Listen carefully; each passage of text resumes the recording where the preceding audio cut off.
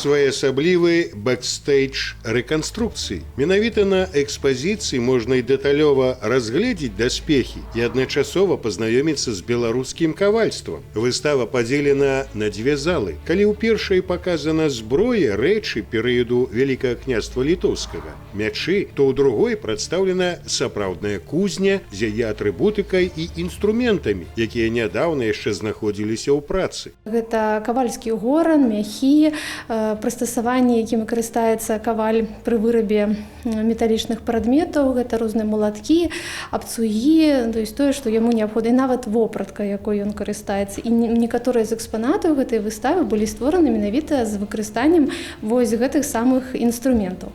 Цікавы таксама стэнд, які прадстаўляе сабой увесь працэс вытворчасці баявога мяча. Даспехі выраблены па гістарычных узорах і адразу здольны ажыццявіць галоўную функцыю – абараніць уладальніка. Важныя штрыхі экспазіцыі, рэканструяваныя макеты узбраення, праз іх можна ўбачыць працэс вырабу ўсіх прадметаў і прасачыць за развіццём еўрапейскай ваеннай справы некалькіх стагоддзяў таму. Вельмі часта, як бачуць гусару, людцы нашы беларускія кажуць: «А, гэта ж польскія гусары». Насамрэч, у нас былі свае гусары. Гусары не ў Польшы ўзніклі, ўзніклі, хутчэй за ўсё, на Балканах. І гэта найлепшая кавалерыя ва ўсёй Еўропе ў 17 стагоддзі. Прадстаўнікі нашых шляхетных родаў былі таксама гусарамі, ваявалі як гусары.